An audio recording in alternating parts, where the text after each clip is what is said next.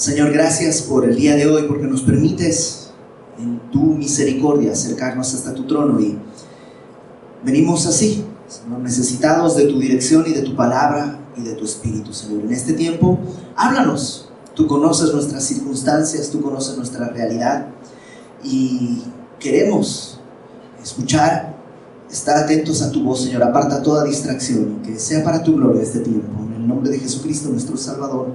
Amén. Juan capítulo 10.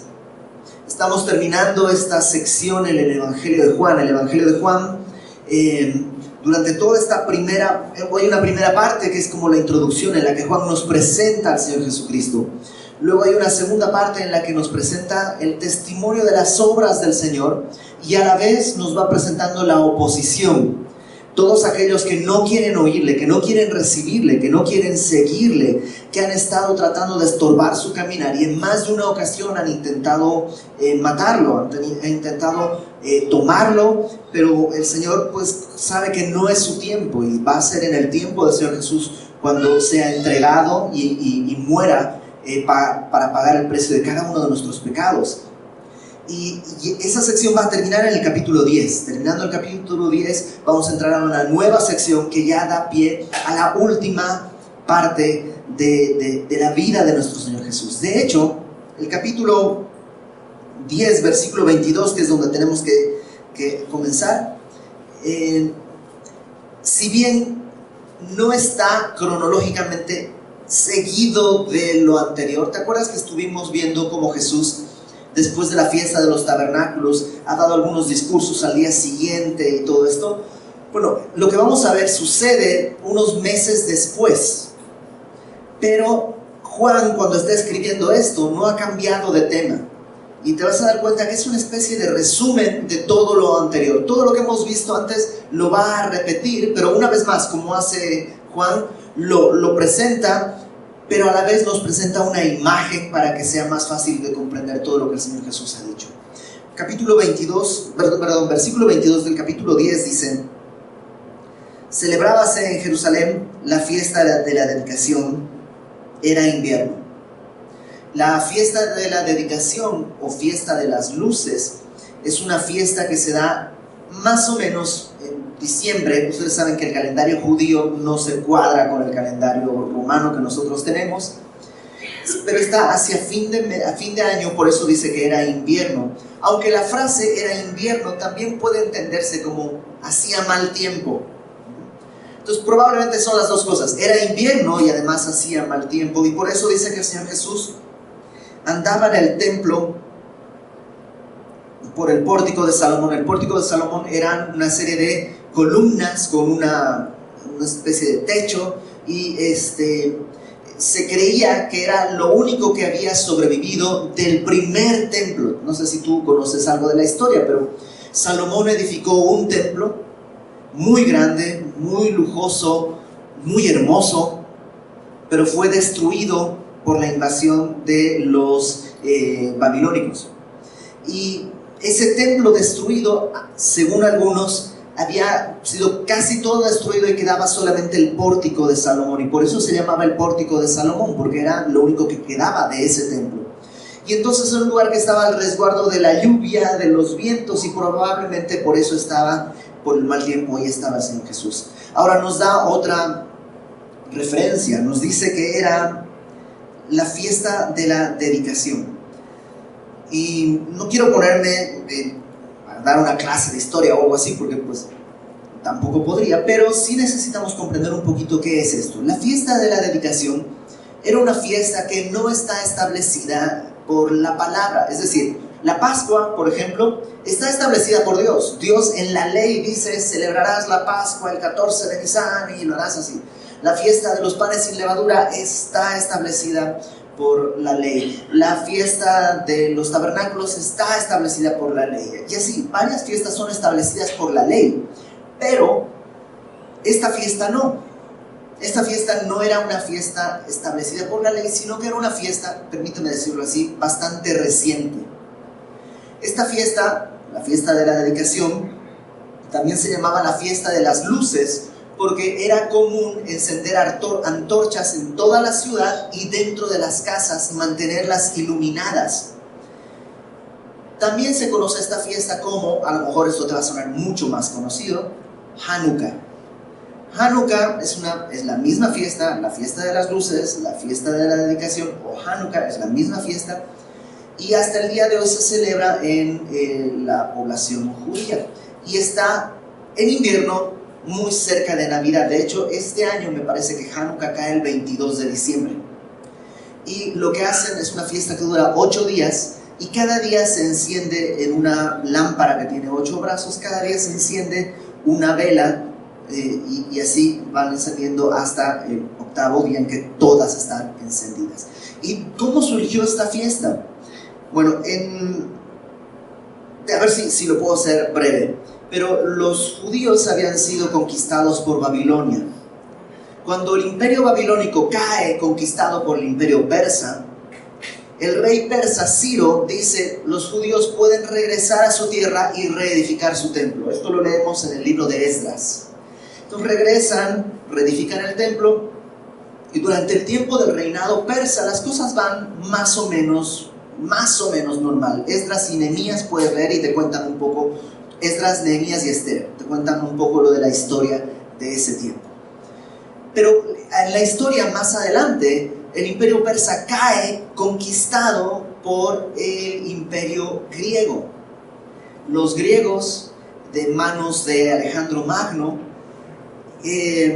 expanden su territorio, conquistan pues gran parte del mundo conocido, y dentro de eso que conquistan era todo el imperio que antes era el imperio persa. Entonces ten en cuenta que cuando hablamos de Persia y del imperio griego, estamos hablando de la misma zona. No hemos cambiado de zona, nada más de dueño, por decirlo así. Es el mismo lugar que era Persia. Bueno, ahora ya no es Persia, ahora fue conquistado y ahora es Grecia, aunque esté lejos de Grecia del país. Era el imperio griego. Y a la muerte del imperio griego, a la muerte de Alejandro Magno, que era el gran emperador, el imperio se divide entre 4 de sus generales. Hay una guerra civil y se divide entre 4 de sus generales. Uno de ellos se llama Seleuco, que va a ser el rey de Siria. Y así conoces más o menos de geografía, ya dices, ok, estamos más o menos cerca, porque Jerusalén está aquí y Siria está al norte. Y esa parte todavía es el imperio griego, digamos, se divide, y esa zona se va a conocer como el imperio Seleucida, porque Seleuco es el primer rey de esa zona. Y va a pasar el tiempo y hay una serie de conflictos entre el rey de Siria y el rey de Egipto. Todo era el imperio griego, pero cuando se parte en 4, se hacen 4 reinos: el imperio Seleucida y el imperio Ptolemaico en el sur, en Egipto. Y entre estos dos van a tener un montón de pleitos. ¿Y qué crees que está en medio de Siria y Egipto? Pues Jerusalén. Entonces Jerusalén va a ser a ratos conquistada por el imperio de Egipto, a ratos conquistada por el imperio de Siria, y va a tener una serie de conflictos por estos conflictos que habían entre estos dos reinos. Y lo que sucede es que en el año 167 a.C., uno de los reyes del imperio de Siria, el imperio Seleucida, llamado Antíoco Epífanes, en el 167 a.C., hace un decreto en el que se tiene que helenizar toda la población. ¿Qué quiere decir helenizar toda la población? Que todos tienen que comportarse como griegos. Entonces se prohíbe la celebración del Shabbat, porque eso no es de griegos, eso es de judíos. Se prohíbe la circuncisión, se prohíben muchas cosas propias de la cultura y la religión judía. Y muchos judíos ceden a esa presión porque pues es lo de moda y esa es la onda, digámoslo así. Pero otros no. Hay otros que dicen: no podemos hacer eso, esas son costumbres paganas y no las vamos a obedecer. Otra de las cosas que Antíoco Epífanes manda es a levantar ídolos de Zeus en el lugar santísimo, en el templo de Jerusalén. y a sacrificar, a que los sacerdotes judíos sacrifiquen cerdos a Zeus. Y sabemos que el cerdo para los judíos es un animal inmundo. Entonces, algunos pues empezaron a ceder ante eso, pero hubo algunos otros que no. Uno de los que no quiso ceder fue un sacerdote llamado Matatías. Matatías, al ver que un sacerdote estaba por obedecer, lo que hace es toma la espada de un soldado que había ahí, mata al soldado, mata al sacerdote que estaba por cometer eso e inicia una especie de revolución. Él, Matatías, con sus hijos y algunos otros más, no era un gran ejército, eran pocos ciudadanos, no eran soldados, hacen lo que sería el día de hoy una especie de guerra de guerrillas. Y a lo largo de varios años van a tratar de derrotar al imperio seleucida que está dominando sobre Jerusalén. Y después de 3 años, 3 años más o menos, logran reconquistar Jerusalén y lo que hacen es purificar el templo. Es decir, santifican el templo, quitan los ídolos que se habían puesto, quitan las cosas que se habían metido ahí. Y entre las cosas que encuentran es que la lámpara que tenía que estar alumbrando siempre en el lugar santísimo estaba sin aceite, por supuesto. Y lo que hacen es, encuentran un frasquito con aceite, pero ese frasquito con aceite alcanzaba solo para un día. El proceso de elaboración del aceite duraba una semana. Así que lo que hacen es poner el aceite en el candelabro, o el candelero más bien, y milagrosamente ese aceite que debía durar un día, dura toda la semana, para que al 8º día ya esté listo el aceite nuevo y entonces se ilumina ya con nuevo aceite cada semana. Bueno, eso, la purificación del templo, la consagración del templo que estaba con ídolos y con sacrificios ajenos y que ahora se purifica y se santifica, eso es Hanukkah. Cuando se celebra Hanukkah, se celebra ese hecho, ese evento. Ahora, eso es histórico. O sea, eso sucedió. Antíoco Epífanes existió, conquistó. Esta guerra de la que te estaba hablando de Matatías y sus hijos se llama la revuelta de los Macabeos, porque uno de sus hijos, Judas, el que a la muerte de Matatías muere un año más o menos después de iniciar la revolución, y entonces toma el mando su hijo Judas Macabeo. Macabeo quiere decir martillo.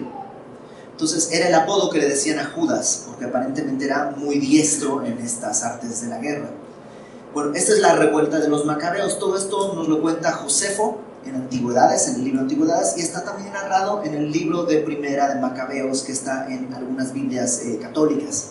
Es un libro que no es inspirado por Dios, pero es un libro histórico que nos da testimonio de lo que sucedió. Entonces todo esto es real. El milagro de la lámpara, eso no sabemos si es real o no. Eso es una historia que nos llegó, pero yo ni nadie podría decir si sucedió en verdad, porque la palabra no lo atestigua, son solo historias que nos cuentan. Lo que sí podemos darnos cuenta es una cosa: Jesús estaba celebrando esa fiesta en Jerusalén. Y eso, déjame hacer este paréntesis, nos abre una puerta para lo que va a venir dentro de un par de meses, que es Navidad. ¿Jesús nació en diciembre? No lo sabemos. No hay ninguna referencia para más o menos atinarle.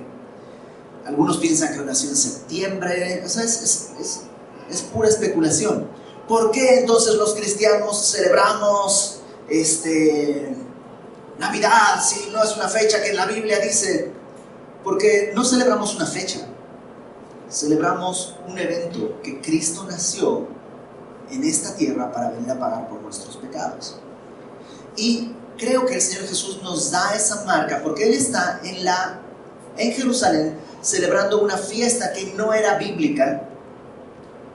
Si hubo el milagro de las lámparas o no, no importa. Él está tomando esta excusa para anunciar un mensaje claro de salvación. Entonces, cuando te pregunten, ¿por qué celebras Navidad? ¿Crees que Jesucristo nació el 25 de diciembre? No, no lo creo. ¿Cuándo nació? No sé, solo sé que nació. Pero esta es una buena excusa para anunciar una buena noticia. No sé si me explico. Bueno, entonces, lo que celebraban en esta fiesta era la liberación del pueblo a través de Judas Macabeo, que él trajo la liberación, expulsó a los seleucidas y santificó el templo para nuevamente consagrarse. Okay. Entonces, ¿de qué nos sirvió todo esto? En un ratito te explico. Celebrábase en Jerusalén la fiesta de la dedicación, era invierno, y Jesús andaba en el templo por el pórtico de Salomón, y le rodearon los judíos y le dijeron: ¿hasta cuándo nos turbarás el alma? Si tú eres el Cristo, dínoslo abiertamente. Y si yo supiera dibujar, en mi Biblia dibujaría esto. O ¿han visto este meme?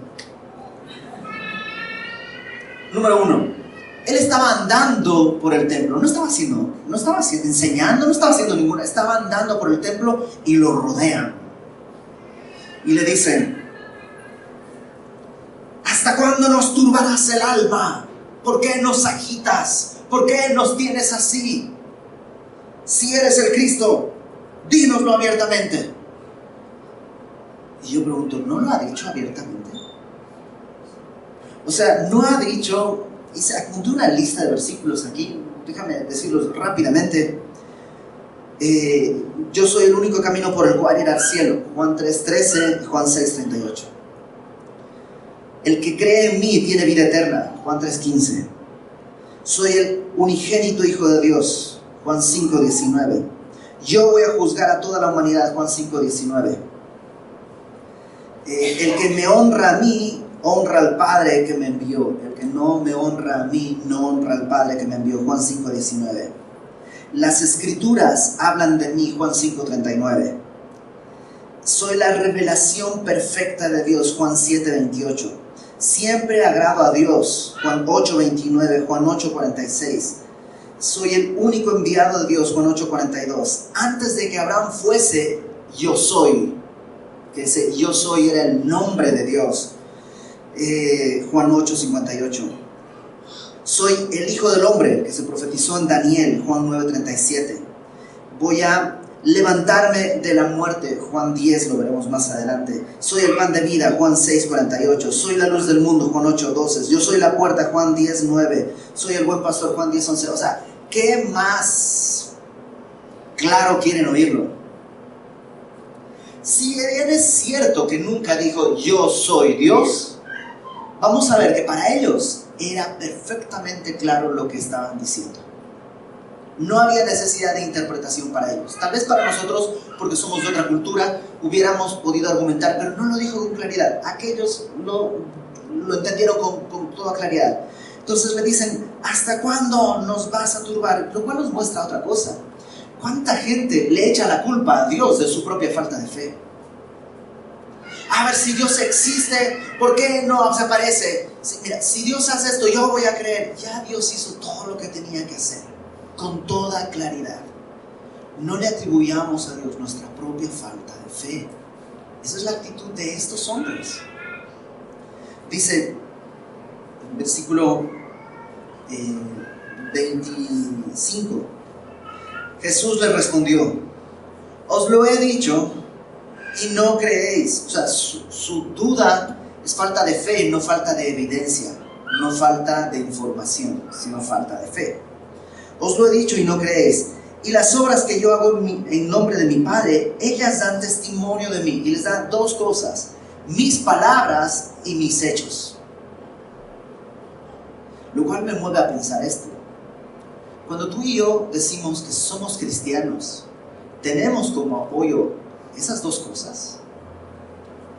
O sea, tus palabras y tus hechos coinciden en lo que debería ser, lo que debería hacer y lo que debería decir un cristiano. A veces hay una dicotomía en nuestra vida. Mis palabras hablan de Cristo, pero mis hechos a lo mejor no. Y una de las cosas con las que Jesús siempre va a estar es que su vida es una cosa entera, no tiene doblez, no tiene doble cara.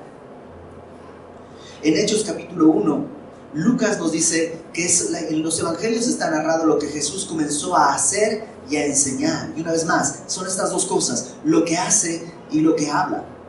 Y estas cosas, dice, dan testimonio de mí. No había una falta de evidencia. ¿Qué había entonces? Verso 26. Pero vosotros no creéis porque no sois de mis ovejas, como os he dicho.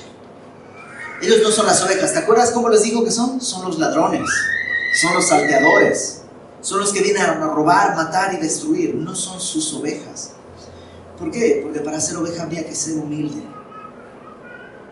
Ahora alguien podría decir, pues yo qué culpa tengo de que no soy su oveja. Yo quisiera ser oveja, pero pues si no me hizo oveja, ¿qué? Jesús antes nos había explicado que el Padre llamaba a los suyos. Y el Padre el día de hoy está llamando. Cuando alguien te dice, pero ¿qué tal que a mí no me eligió? Pues cree en el Señor Jesucristo y te darás cuenta que te está llamando y te ha elegido. Entonces dice Jesús, ustedes no son mis ovejas, ya se los he dicho. Mis ovejas oyen mi voz y yo las conozco y me siguen y yo les doy vida eterna y no perecerán jamás, ni nadie las arrebatará de mi mano. Y aquí están algunas características de sus ovejas, que como te digo es un resumen de todo lo que he dicho las semanas pasadas. 1, las ovejas oyen su voz. Es algo natural que un creyente anhele escuchar la voz de Dios a través de su palabra. Un creyente que no quiere, que no busca la palabra de Dios, una de dos, o es una oveja enferma que necesita ser restaurada, o es de estos que han creído que creen, pero en realidad no son creyentes. 1, sus ovejas oyen su voz. 2, dice, yo las conozco. Y la palabra conozco, aquí ya la hemos visto antes, habla de una relación. Yo y mi oveja nos relacionamos. Número 3, me siguen. Ahora, como oveja, a lo mejor eres creyente, pero pecas. ¿Alguna vez has pecado? No sé. Pero sus ovejas oyen su voz. Y sabes que Dios te dice, eso que hiciste no es correcto, no me glorifica. Sus ovejas lo conocen. ¡Wow! Estoy lastimando a mi Señor con mi actitud, con mi vida en pecado. Y 3, me siguen. Abandonas el pecado, te das la vuelta y sigues al pastor. Nadie puede estar sin pecar. El día que vivas sin pecar, hiciste vana la cruz de Cristo. Ninguno de nosotros puede vivir así. Pero todos podemos escuchar la voz del pastor, mantener una relación con él y seguirle. ¿Por qué? Porque el Padre nos ha llamado. Por eso dice que yo les doy vida eterna. No se la ganan, yo les doy vida eterna. ¿Y qué es la vida eterna? Apunté otra lista de versículos que hablan sobre la vida eterna. Y no más de lo que hemos visto. La vida eterna, dice Juan 3:15, para todo aquel que en él cree. La vida eterna está ligada con esto, con creer. Por eso les dice, ustedes no han creído porque no son de mis ovejas. No tienen vida eterna. De tal manera, Juan 3:16, de tal manera amó Dios al mundo, ¿te acuerdas? Que ha dado su unigénito para que todo aquel que en él cree no se pierda, mas tenga, ¿qué cosa? Vida eterna. Juan 3:36, el que cree en el Hijo tiene vida eterna. El que rehúsa creer en el Hijo no verá la vida, sino que la ira de Dios está sobre él. Juan 5:24, de cierto os digo, el que oye mi palabra, sus ovejas oyen su voz, el que oye mi palabra y cree al que me envió, tiene vida eterna y no vendrá a condenación, mas ha pasado de muerte a vida. Juan 5:39, escudriñad las Escrituras, porque a vosotros os parece que en ellas tenéis la vida eterna, y ellas son las que dan testimonio de mí. Juan 6:40, esta es la voluntad del que me ha enviado, todo aquel que ve al Hijo y cree en él, tiene vida eterna. Déjame decirte uno más, porque hay muchos más, pero quiero decirte uno. Juan 17, verso 3, esta es la vida eterna, que te conozcan a ti, al único Dios verdadero, y a Jesucristo, a quien has enviado. Entonces, sus ovejas oyen su voz, le conocen, le siguen, y Él les da vida eterna y les da seguridad. Dice, no perecerán jamás, ni nadie las arrebatará de mi mano. Me encanta que tenemos seguridad. Nadie te puede arrebatar de la mano del Señor. Nadie puede arrebatarte de la mano del Señor. Y no solo eso, fíjate el verso 29. Mi Padre, que me las dio, es mayor que todos, y nadie las puede arrebatar de la mano de mi Padre. O sea, está la mano del Hijo y está la mano del Padre. Y tú dime si alguien puede sacarte de ahí. Algunas versiones en este versículo 29 tienen una traducción distinta. Dicen, yo les doy vida eterna, no perecerán, nadie las arrebatará de mi mano, porque mi Padre que me las dio, me dio el mayor don y nadie las puede arrebatar de la mano de mi Padre. Entonces, en algunas versiones, si tú lees otras versiones alternativas, vas a ver que no dice que mi Padre es mayor que todos, sino que el don, que somos las ovejas, es lo más importante para el Señor. Y las dos cosas pueden leerse y las dos cosas son verdad, porque no hay nadie mayor que el Padre, y porque el don que el Padre le dio es tan importante para el Señor que el Señor dice, no se me van a perder. ¿No te da seguridad? Que nadie te puede arrebatar de la mano del Señor. ¿Te acuerdas? Acabo de decir, pecamos, sí, pecamos todos los días, pero nadie puede arrebatarnos de la mano del Padre. Verso 30. Yo y el Padre uno somos. Y en ese versículo hay unas verdades bien impresionantes. Número uno, yo y el Padre son dos personas distintas. Pero luego dice que uno somos.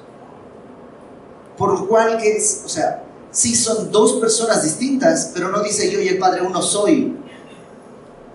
Sino son dos personas distintas, pero a la vez son uno solo. Es una misma esencia, pero dos personas. El Padre y el Hijo. Déjame regresar a este punto en un momento más. Verso 31. Entonces, cuando Jesús está diciendo esto, los judíos volvieron a tomar piedras para apedrearle. Jesús les respondió, muchas buenas obras os he mostrado de mi Padre, ¿por cuál de ellas me apedreáis? Le respondieron los judíos diciendo, por buena obra no te apedreamos, sino por la blasfemia, porque tú, siendo hombre, te haces Dios. ¿Te das cuenta? Para los fariseos de aquella época era muy claro que Jesús estaba diciendo, yo soy Dios. Por otro lado, también es muy claro que Jesucristo es hombre, porque ellos dicen, tú eres hombre. Es que había una leyenda que surgió más adelante que decía que Jesús en realidad era como un holograma, que él no era carne, porque Dios, ¿cómo podría hacerse carne completamente? No, y queda claro que Jesús es 100% hombre y a la vez 100% Dios. Y Él les está diciendo, ¿por qué me van a apedrear? Y le dicen, pues porque tú, siendo hombre, te haces Dios.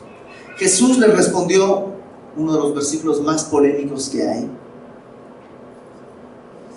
No está escrito en vuestra ley, y esto está citando el Salmo 82. Yo dije, dioses sois. Si llamó dioses, dice Jesús nuevamente, si llamó dioses a aquellos a quienes vino la palabra de Dios, y la escritura no puede ser quebrantada, al que el Padre santificó y envió al mundo, vosotros decís, tú blasfemas, porque dije, Hijo de Dios soy. Okay. Entonces hay varias cosas ahí que son difíciles de entender a la primera lectura. Número uno, Dios está diciéndole al mundo, ¿ustedes son dioses? La respuesta es sí. En el Salmo 82, acompáñame, vamos al Salmo 82 rápidamente.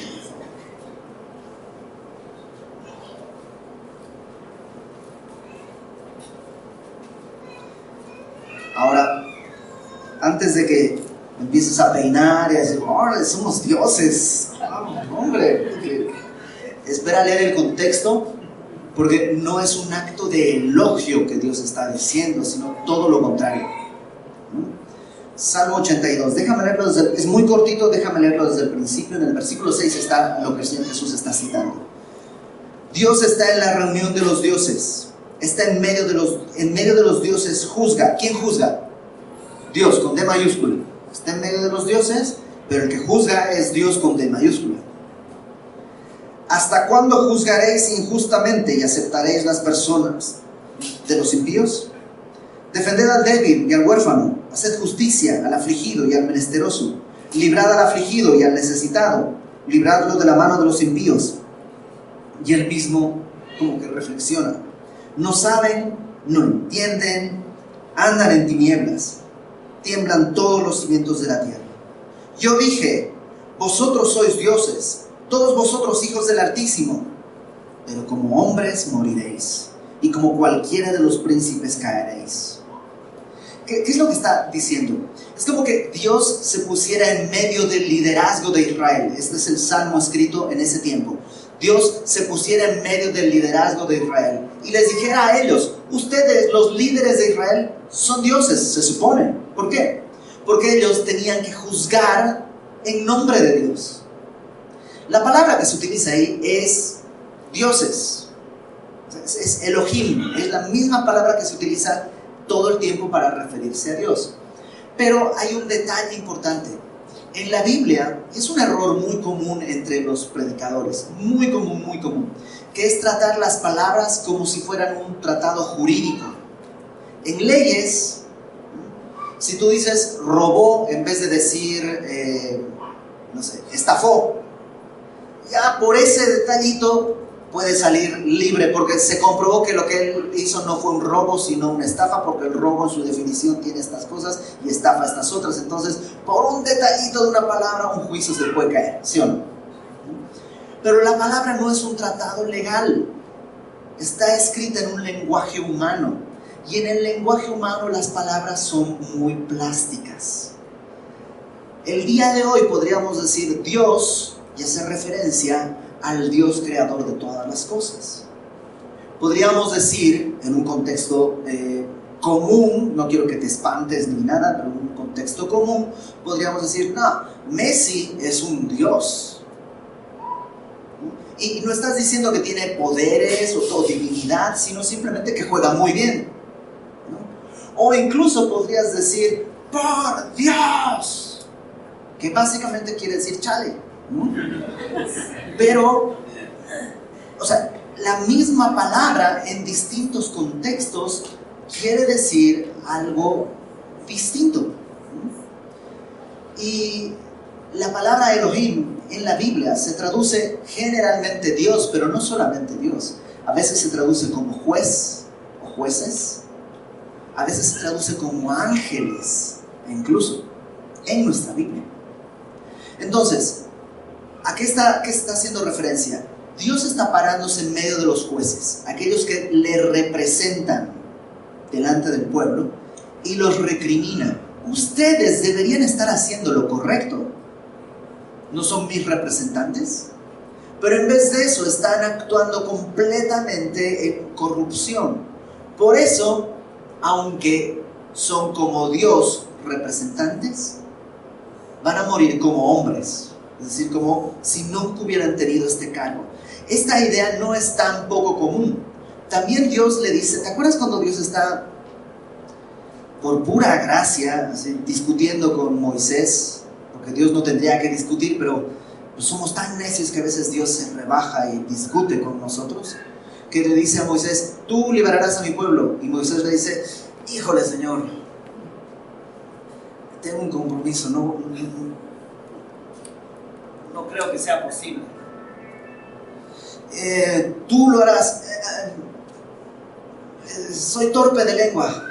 ¿Te acuerdas que le pone un montón de excusas? Al final lo que le dice es, ok, toma a Aarón, tu hermano, y tú serás Dios para él, y él hablará las palabras por ti.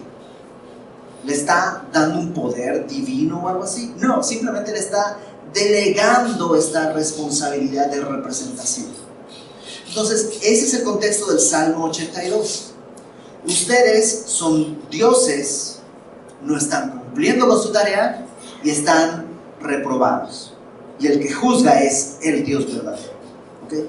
Ese es el contexto del Salmo 82. Vamos a Juan 10. Y habiendo entendido eso, vengamos a entender esto otro. Le están diciendo, ¿por qué te llamas hijo de Dios? ¿Por qué te haces uno con Dios? ¿Por qué te estás llamando Dios a ti mismo? Y Jesús lo que hace es responderles. A ver, está escrito en la ley que ustedes dicen defender. Yo dije, dioses sois.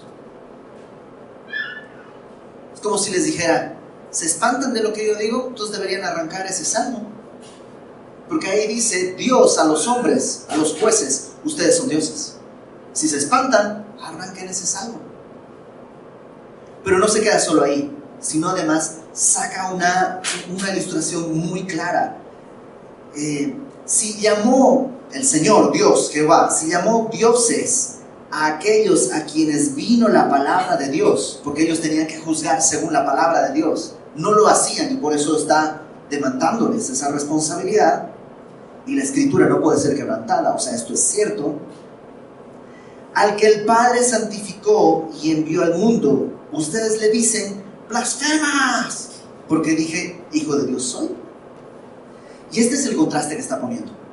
Aquellos hombres habían recibido la palabra de Dios para a través de ella juzgar al pueblo. Por eso Dios les dice dioses. En cambio ustedes no están recibiendo la palabra de Dios, sino que yo soy el Logos, el verbo de Dios, y yo he venido a ustedes. Fíjate los términos que utiliza el Señor Jesús. Al verso 36, al que el Padre santificó. ¿Te acuerdas que estaban celebrando ese día? Hanukkah, la santificación del templo.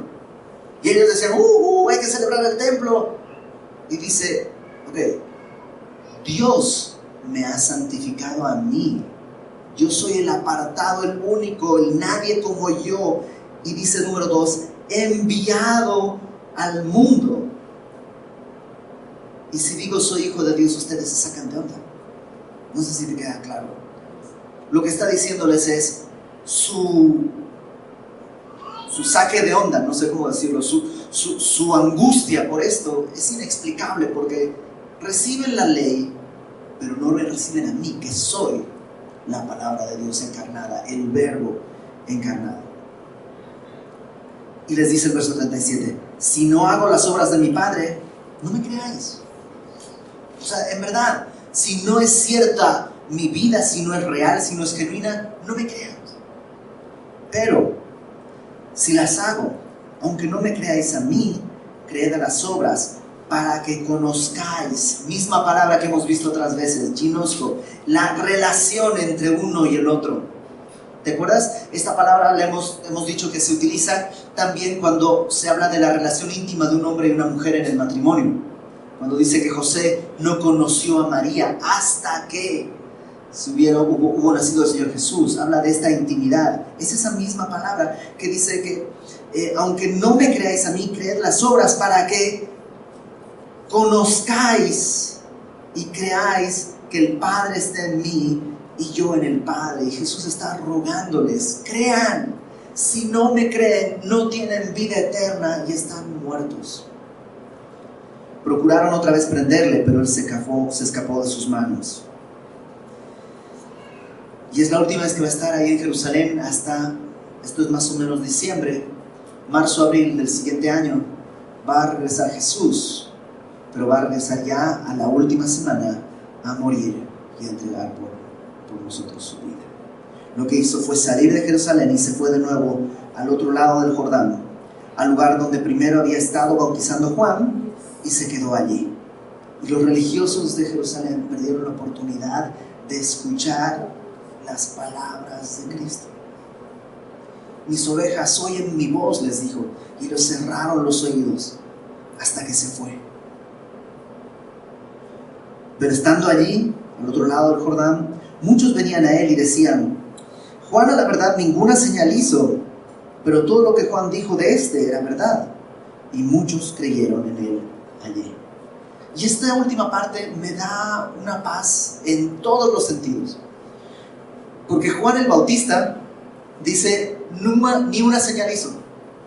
¿Cuántos milagros hizo Juan? Ni uno. No hizo milagros, no escribió libros, solo apuntó a Cristo cuando lo vio. Y se murió apuntando al Señor. Y tú y yo no estamos llamados a hacer milagros, no estamos llamados a hacer proezas, no estamos llamados a hacer cosas espléndidas y gloriosas y que los anales de la historia se llenen de páginas acerca de nuestra valentía. No, estamos llamados a hacer una cosa: a apuntar delante de todos: ese es el Cordero de Dios que quita el pecado del mundo. ¿Cómo lo sabes? Porque oigo su voz. Porque Él me vio, me llamó y he creído y me ha dado vida eterna. Porque sus ovejas oyen su voz. Déjame cerrar con esto. El problema de los fariseos era que cuando hablaban del Mesías esperaban a Judas Macabeo. Esperaban al que iba a llegar como llegó Judas Macabeo. Iba a sacar de Jerusalén al imperio romano, como Judas Macabeo sacó al imperio seleucida, e iba a decretar la nueva dinastía, la nueva era en el que vamos a reconstruir la nación y seremos una gran potencia. Y los fariseos decían: sí, eso es lo que queremos, pisotear a Roma. Querían ese Mesías. ¿Cómo fue Judas Macabeo en ese sentido? El libertador. Querían esa Hanukkah, querían esa luz. Pero Jesús dice: yo soy otra luz, una luz verdadera. Yo he venido a hacerte libre, no en un término humano, sino a hacerte libre de lo que nadie puede liberarte, hacerte libre de tus pecados.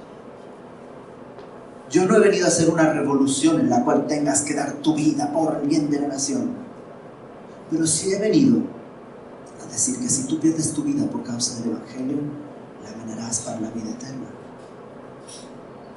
He venido a dar mi vida para que todo aquel que en él cree no se pierda, sino que tenga vida eterna. Es otro libertador, menos popular, menos glorioso, pero verdadero. Y tú y yo tenemos que ver si lo que anhelamos del Señor es Judas Macabeo, que nos libere de nuestras deudas y nos conceda esto y la salud y la riqueza y esto, o lo que anhelamos en verdad es la liberación de nuestros pecados que nos esclavizan, aunque nos dejen en la calle, pero que estemos gozosos porque Él está con nosotros. Nuestra carne siempre va a clamar por Judas, siempre. Pero cuando escuchas la voz del pastor, ¿te acuerdas lo que aprendimos? Cuando viene el ladrón, las ovejas no lo oyen, solo oyen la voz del pastor. ¿Sabes qué pasó con la revolución que hizo Judas?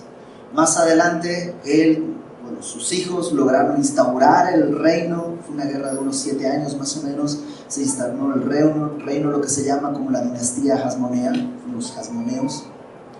Y en un punto ellos que ya habían liberado la ciudad y que ahora, acuérdate, ellos vienen de Matatías, son descendientes de Matatías, sacerdote.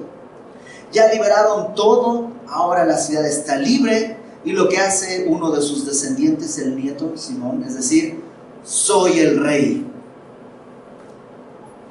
Y los fariseos le dicen: no puedes ser rey porque eres sacerdote. El rey tiene que ser del linaje de Judá, del linaje de David. Tú eres sacerdote de la tribu de Leví, no puedes ser rey.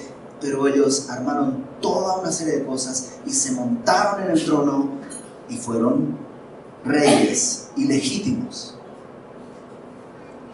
Y así pasa cuando escuchamos a este libertador falso.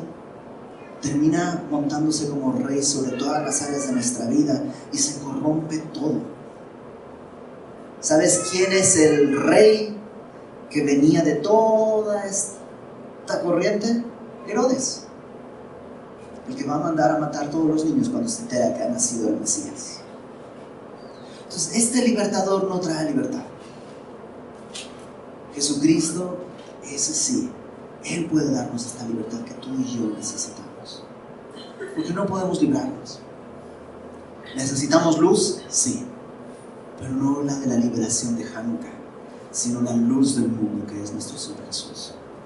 Hoy es último domingo de mes y es la oportunidad para recordar el sacrificio de Cristo. ¿Qué te parece si oramos y después tomamos un tiempo para meditar sobre esto? Señor, gracias, porque tú has venido a liberarnos de aquello que nadie más nos puede sacar, de nuestra propia naturaleza de pecado. Sí, Señor, en nosotros está este anhelo por rechazarte, por correr nuestros pies en busca de derramar sangre. Hay veneno de serpientes debajo de nuestra lengua. Pero tú nos has amado siendo tus enemigos para tomarnos, santificarnos y guardarnos en el amado, en tu Hijo Jesucristo, quien pagó el precio por nosotros. Ayúdanos, Señor, a escuchar su voz, a no buscar la liberación que puede dar cualquier otro líder, político, religioso, económico. Queremos solamente escuchar tu voz, que tú nos dirijas en todo lugar y en todo tiempo. Que tu voz suene fuerte delante de nosotros, Señor. Que suene y retumbe en nuestros oídos. Que nuestro corazón sea movido a ti. Que podamos creerte y tener vida eterna, Señor. En el nombre de Jesús. Amén.